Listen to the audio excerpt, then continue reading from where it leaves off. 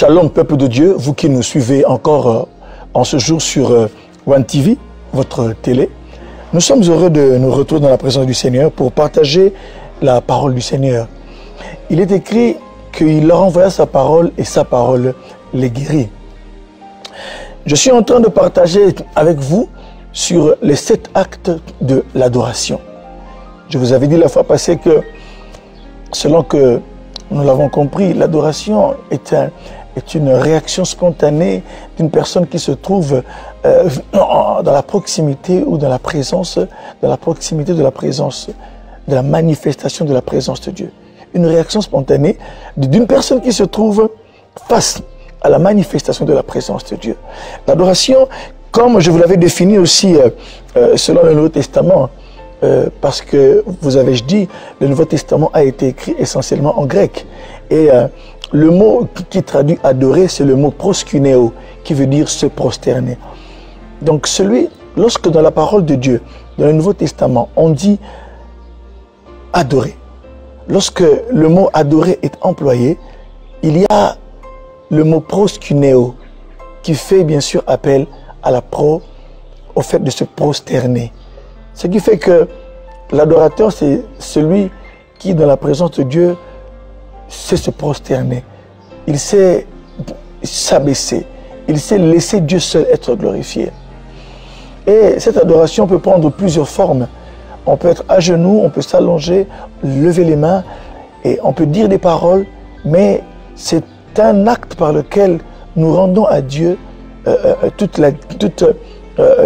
nous rendons à Dieu par nos paroles, par nos actes, tout ce que Dieu est et tout ce que Dieu représente pour nous et tout ce que Dieu représente selon ce que la révélation de la parole de Dieu nous dit. Et je vous ai parlé des 7 actes de l'adoration. J'ai parlé premièrement, je vous ai dit que l'adoration est un acte de soumission. Deuxièmement, j'ai dit que l'adoration était un acte de dépouillement. Troisièmement, j'ai parlé du silence la fois passée. Et aujourd'hui, dans le 4e acte, j'aimerais vous parler de la restitution. L'adoration est un acte de restitution. Lisez avec moi la parole de Dieu. J'aimerais lire la parole de Dieu dans Apocalypse chapitre 4.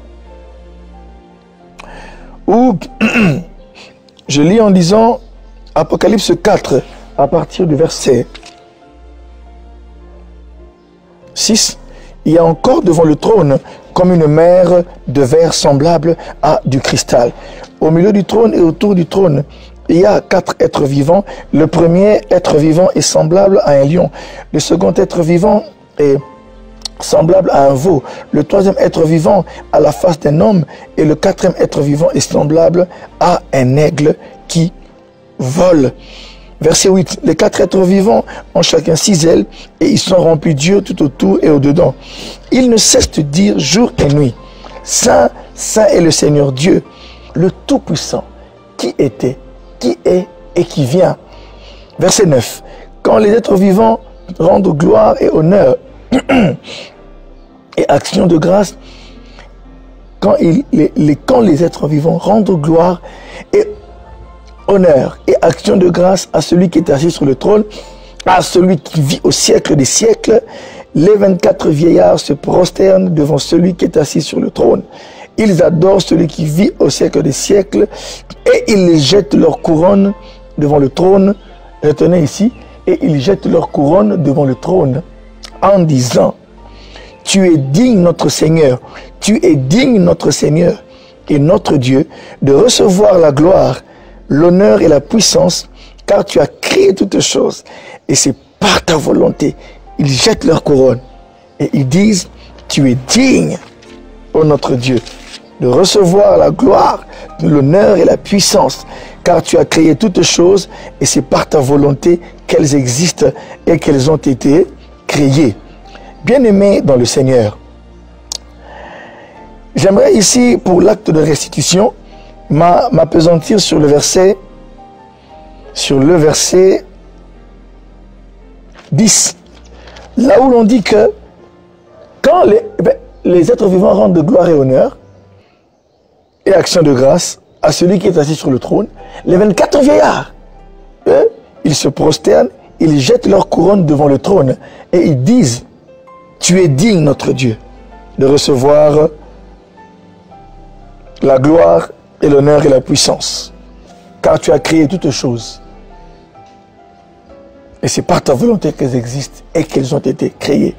Je suis parti de ce texte, bien sûr, de la vision de l'apôtre Jean, qu'il a eue dans l'île de Patmos, pour essayer de vous expliquer que nous pouvons également voir à travers l'Apocalypse, nous pouvons voir à travers une vision céleste, avoir un modèle d'adoration. Nous remarquons que c'est dans la cour de Dieu. Jean se retrouve au plus intime de la présence de Dieu. Il se retrouve au cœur de la présence du Seigneur. Et là, il remarque le culte, une liturgie céleste. Il remarque que devant le trône, il y a 4 êtres vivants. Il remarque que autour du trône, il y a 24 vieillards. Donc, au plus proche du trône, il y a 4 êtres vivants. Il y a un qui ressemble à un lion, un autre qui ressemble à un veau, le troisième à la face d'un homme, est semblable à un homme, le quatrième est semblable à un aigle qui vole. Et là, il remarque qu'ils disent jour et nuit, comme le dit Jean. Ils ne cessent de dire jour et nuit. Saint, Saint, Saint est l'Éternel notre Dieu, celui qui était, qui est et qui vient. Alléluia. Quand ils le font, quand ils rendent gloire, ils rendent honneur et action de grâce à celui qui est assis sur le trône et à celui qui vit au siècle des siècles, Dieu ici est qualifié, j'aime bien comment on le qualifie, on dit, ils rendent gloire et honneur à celui qui est assis sur le trône et à celui qui vit au siècle des siècles. Et ils disent, alléluia. Mes frères, nous pouvons trouver ici un modèle. C'est pourquoi je vais vous parler de 7 actes de l'adoration. On peut trouver plusieurs choses, mais moi j'ai voulu en relever 7. J'avais dit que l'adoration, premièrement, est un acte de soumission. En adorant Dieu, on se soumet. Dieu voit que nous nous soumettons. Et on a aussi vu le dépouillement. Et après, j'ai parlé du silence. Maintenant, pour parler de la restitution, je vais revenir un peu sur ce que j'avais dit dans l'acte de dépouillement. Remarquez que les 24 vieillards qui sont assis sur des trônes eux aussi, avec des couronnes d'or sur la tête, la Bible dit, quand ils se prosternent, eux, ils font un acte très significatif. Ils jettent leur couronne, ils ne déposent pas. Ils jettent. Cet acte est presque violent. Il est spontané et il est violent. Il jette. Il le jette sans savoir où ça va s'arrêter. Mais ils jettent leur couronne. Ils se dessaisissent des couronnes d'or. Et je vous avais dit la fois passée que dans l'Apocalypse, le terme qui traduit, le terme grec qui est traduit par couronne, c'est le terme Stéphanas. Et Stéphanas, ce sont des couronnes différentes des couronnes qu'on appelle diadéma. Diadéma, dans les diadèmes. Vous allez aussi voir que dans l'Apocalypse, il y a un endroit, il y a aussi les diadèmes qui ont trait à la royauté, au pouvoir. Mais les Stéphanas sont des couronnes qu'on donnait à ceux qui avaient, lorsque vous en regardez la définition, à ceux qui avaient vaincu. Lors d'une épreuve, quelqu'un fait une épreuve, il passe par une épreuve, et quand il remporte l'épreuve, la couronne qu'on lui remettait, en grec, c'était un Stéphanas. Et remarquez que le terme, en français, ça ne paraît pas, mais en grec, ça paraît. Là, il y a une différence. C'est le terme Stéphanas. Et ce sont des couronnes données à des vainqueurs. Et les 24 veilleurs portent ces choses-là. Mes frères et mes sœurs, le modèle, lorsque moi je lis l'Apocalypse avec un œil d'adorateur, le modèle que l'Apocalypse nous offre est un modèle parfait. est un modèle que plusieurs chrétiens devraient suivre. Ils portent les Stéphanas et non seulement ils se prosternent, alléluia, non seulement ils se prosternent, mais ils font quelque chose, ils quittent le trône, ils se prosternent et ils jettent leur couronne. Alléluia. Laissez-moi le dire. Ils jettent leur couronne devant le trône en disant, dans les 24 vieillards se prosternent devant celui qui est assis sur le trône, cela implique qu'ils quittent leur trône. Ils se prosternent et adorent. Et ils jettent. Ils adorent, ils se prosternent et ils jettent. Leur adoration a plusieurs mouvements. Se prosternent, adorer et jeter. Et là, j'avais dit que, vous savez, pour nous, aujourd'hui, nous avons remporté des victoires. Nous avons remporté des victoires sur la maladie. Nous avons remporté des victoires sur la stérilité. Vous qui me regardez avez vaincu la stérilité. Vous qui me regardez avez vaincu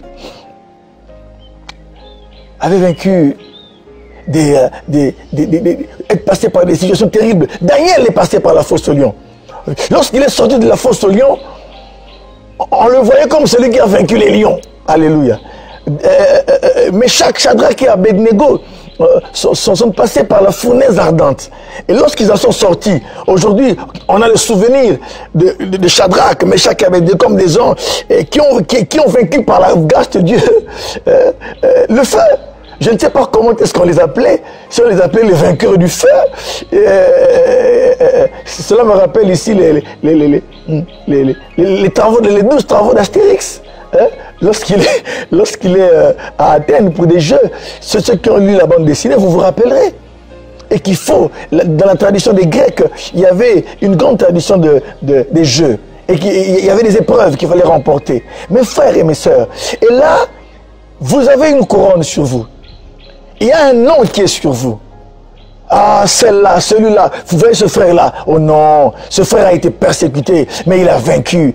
Jésus a dit, vous aurez des persécutions dans le monde, mais prenez courage, car j'ai vaincu le monde.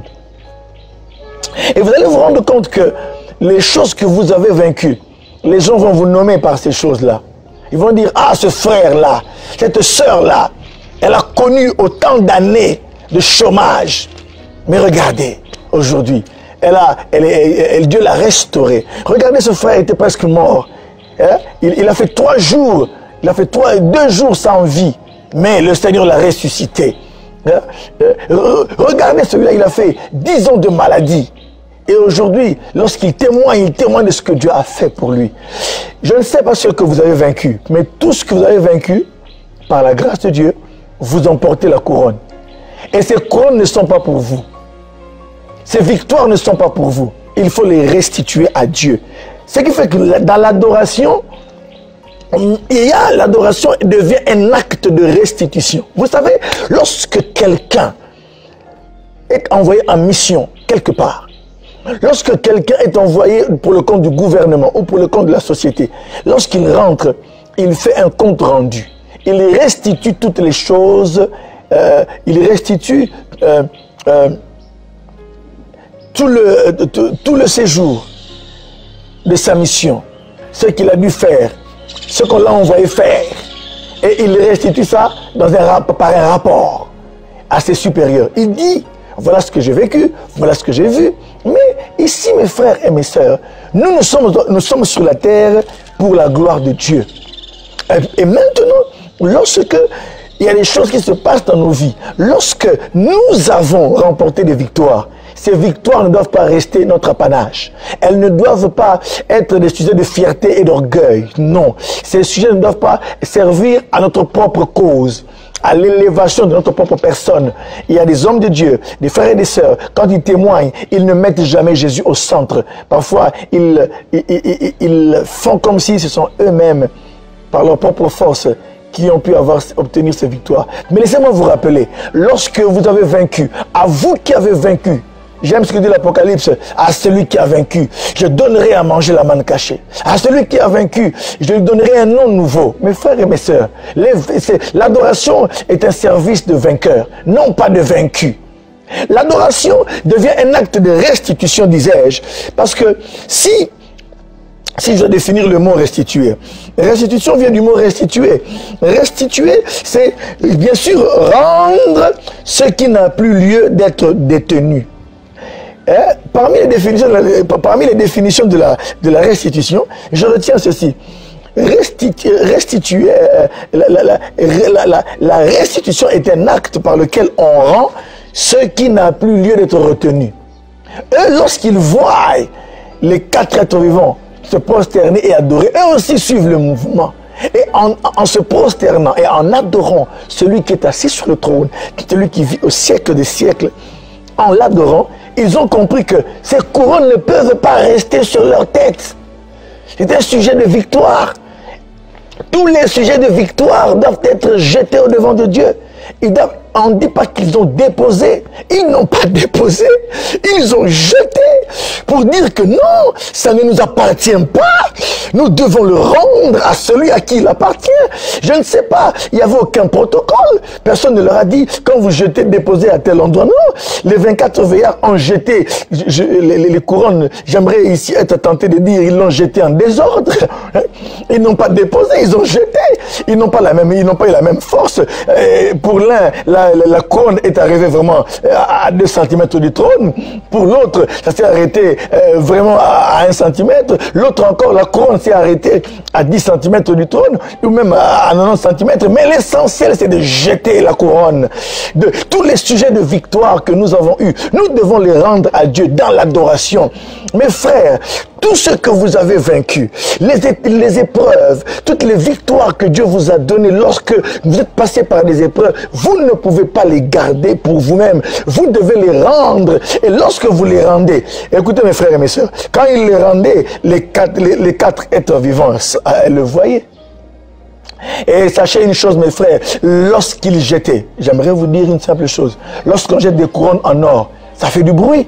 C'est un métal. L'or est un métal précieux, mes frères.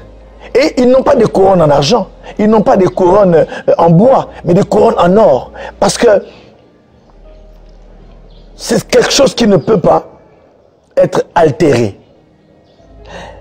Vous savez, les victoires que Dieu vous donne sont des choses qui ont de la valeur aujourd'hui, demain, après-demain, dans 10 ans, dans 20 ans. Aujourd'hui, on parle de Méshach, de Shadrach, mais ça fait, ils ne sont pas des hommes qui ont existé il y a 20 ans. Non, mais ce sont des gens qui ont existé il y a des milliers d'années. Mais leurs victoires sont aujourd'hui racontées avec la même puissance. Et l'effet de la victoire qu'ils ont obtenue dans la fournaise ardente a encore de la valeur aujourd'hui. Ça nous édifie encore. Sachez que tout ce que vous avez de la part de Dieu aura de la valeur pour vous, pour vos enfants, pour vos arrière-petits-enfants et pour des générations et des générations. Car la victoire de Dieu est en or. Les Stéphanas, ces couronnes-là sont en or. Elles ne peuvent pas être altérées. C'est pourquoi mes frères et mes sœurs, lorsque l'heure est venue où l'adoration doit cesser d'être un simplement, où les gens s'ennuient, où les gens sont là simplement pour chanter, ou pour dire des paroles vaines, mais l'adoration doit devenir pour vous un acte de restitution. Et vous devez, vous, en ce moment-là, commencer à rendre à Dieu de n'importe quelle manière, mais rendez à Dieu ce que Dieu a fait, car ça lui appartient. J'aime ce que dit le psalmiste, rendez à l'Éternel la gloire, rendez à l'Éternel, car la Bible déclare que tu fis l'être humain de peu inférieur aux anges, tu le couronnas de gloire et de puissance. C'est pourquoi, même la gloire que nous portons en tant qu'être humain fait à la gloire de Dieu, nous devons la rendre à Dieu. J'aimerais vous montrer maintenant les attitudes qui composent la restitution. C'est pourquoi, mes frères et mes sœurs, aujourd'hui, rendez gloire à Dieu. Regardons à présent l'attitude de celui qui doit... Qu'est-ce qui compose cette restitution? Ou l'attitude de celui qui est dans la restitution. Il dit ceci. Verset 10. Les 24 vieillards se prosternent devant celui qui est assis sur le trône et ils adorent celui qui vit au siècle des siècles et ils jettent leur couronne devant le trône en disant: tu es digne, notre Seigneur et notre Dieu, de recevoir la gloire et l'honneur et la puissance. Car tu as créé toutes choses et c'est par ta volonté qu'elles existent et qu'elles ont été créées. La première des choses, mes frères, lorsque nous sommes de la restitution, je parle de l'adoration, c'est d'abord avoir la connaissance. Avoir la connaissance. Avoir la connaissance de celui à qui l'on veut restituer les choses. Si vous ne savez pas à qui vous voulez restituer la couronne, c'est dangereux. Écoutez, ces hommes, ces 24 vieillards, disais-je, savent à qui ils s'adressent. Ils disent ici: tu es digne, notre Seigneur et notre Dieu. Ils savent que lui est digne. Seul lui est digne de ce que eux portent. Ce que eux portent ne concerne que Dieu.